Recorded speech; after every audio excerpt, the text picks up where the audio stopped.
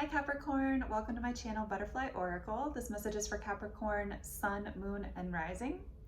Please be sure to check out your other placements in my other videos and be sure to click the like button and subscribe if you like the content that I share. All right, Capricorn. So let's start off with your energy as the Three of Wands. Now the Three of Wands is about standing on the shoreline. You've already in the two, generally before the Three of Wands, sorry, I gotta get this out. Generally before the Three of Wands, you kind of come up with your intention. You set your intention, and then this is the waiting for your ships to come in. So for me, it implies that you've already done the work that is required behind the scenes, and now you're just waiting for your ships to come in. However, off of this card, and specifically in this deck, do you see how passive like the body language is of the two women in this card? I sense from this specific Three of Wands that perhaps you're waiting for something to come in, but the question that comes to mind with this for me is, what are you waiting for? Because I question if there was a clear intentionality on whatever it is that this Three of Wands is bringing to light for you. Whatever this thing is that you're waiting to come up over the horizon, like, okay, ships are gonna come, what's gonna be on the ships? Like, what is the cargo that you're expecting? And that was kind of what I got off of this Three of Wands card. Now in your environment, you have the Six of Cups that came out with Divine Wisdom. Now I love the Divine Wisdom card. This signifies a spiritual growth.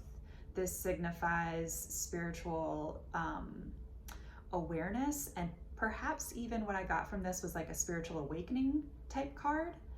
And we'll get into that with the reading because there's another indication of that in the center of your reading.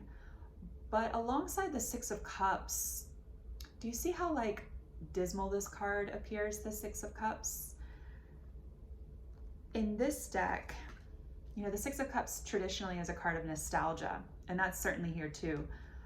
But in this deck, it has a vibe more aligned with the Four of Cups. She's surrounded by all these cups. She has these things, but there's this one cup off in the distance, and she's just looking off into the horizon, like what else is out there? And this really lines up also in the environment with your Three of Wands card and your energy as, I don't know, did you get let down? Like, were the cups not what you expected the cups to be? Did your ship already come in, or your ship's already come in and the cargo is like, and you're really not aligned with what's there, but you thought you wanted this? Like, that's the vibe I get from all of this. And with Divine Wisdom there, this is wonderful, especially in your environment position. It's reiterating the message or giving you this like cloak of peace and love, saying it's all gonna be okay. Like, if the thing isn't the thing that you wanted, or the thing that came isn't what you expected it to be, like, you're being divinely guided, and that this is part of the plan, right? Like, this is a step on the path. Don't beat yourself up if something here went awry or went in a direction that that you didn't see coming, indicated by the center of the reading with the Tower card. I'll just jump right into that.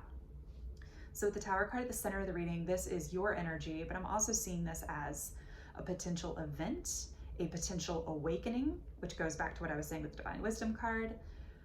Perhaps things in some area of your life weren't as you thought they were, and this is all just coming to light for you in the month of April. There is hope throughout this reading, so I don't want to, you know, be like Debbie Downer about it. But yeah, let's get right into it, starting at the top.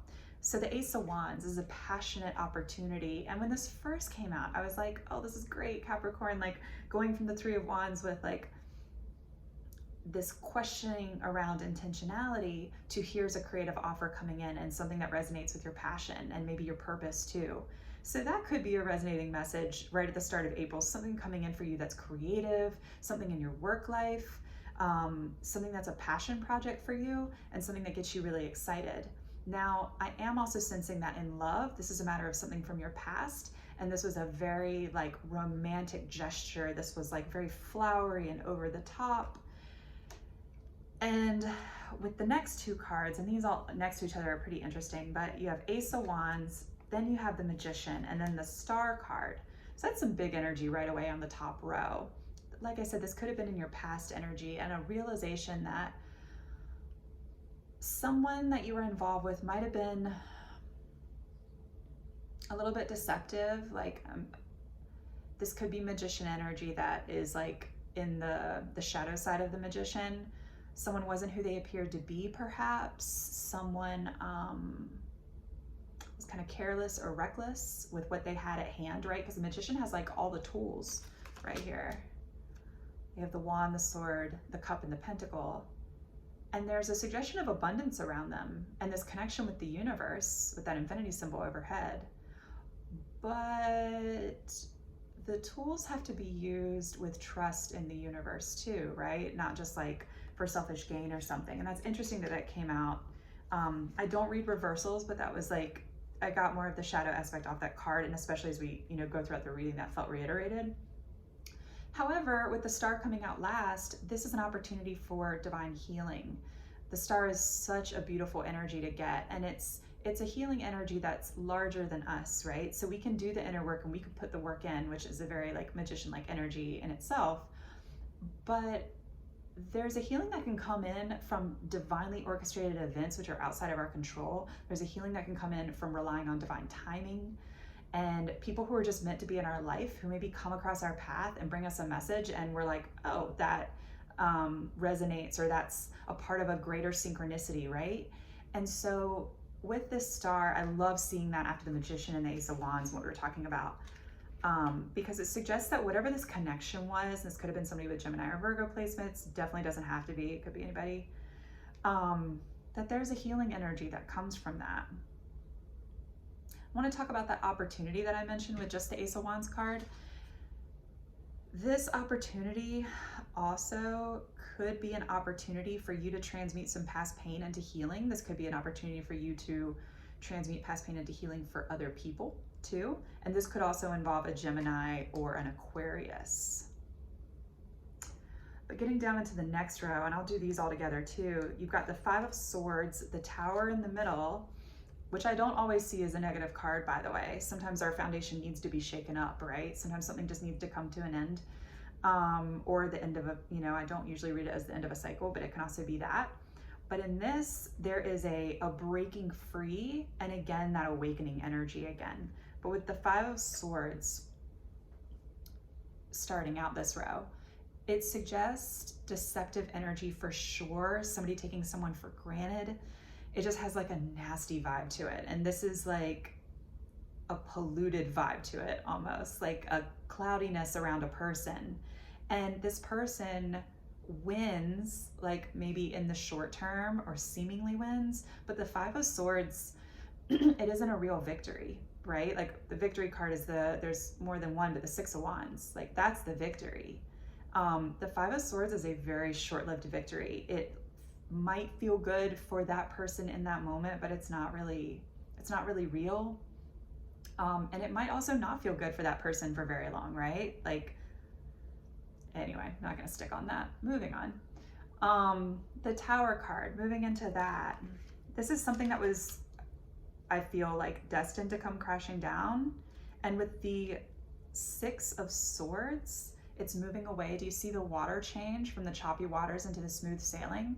So it's moving away from what feels, and I sense probably at the time you're watching this reading, even though we're midway through on the board that I have here, that this could be about where you're at.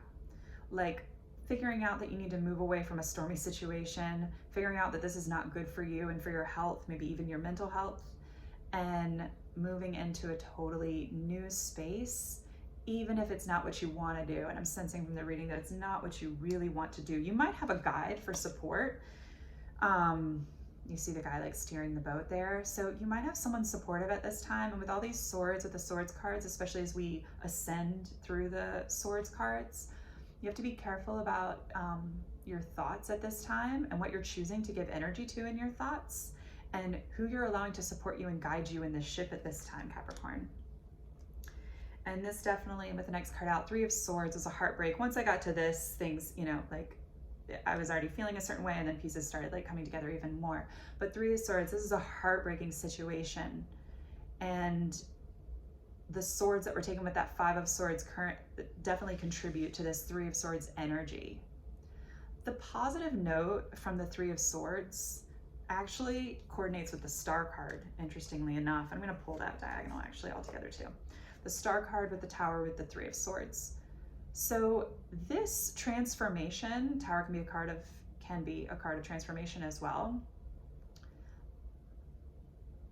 This is all linked to healing. Whatever heartbreak this was, and this catastrophe of the Tower, whatever this was, or I'm sensing like you feel like it's a catastrophe, but it's actually, the message here is for healing, for growth, for evolution.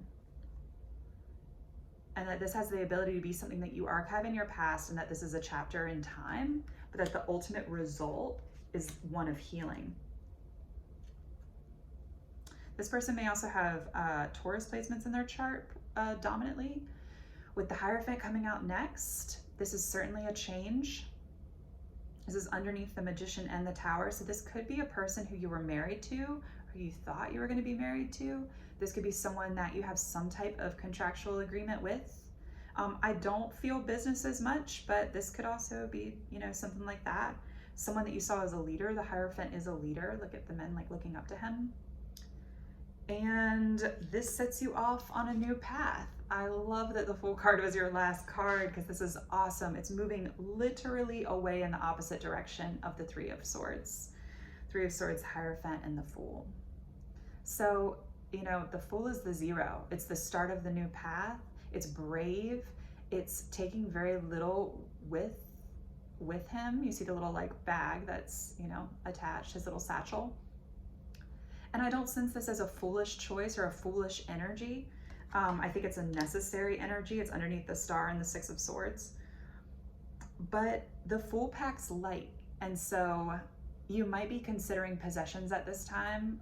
There's some significant stuff happening in your second house right now, Capricorn. But the Fool packs light. And so the question here, especially next to near the Star card, is what emotional entanglements are you going to leave behind?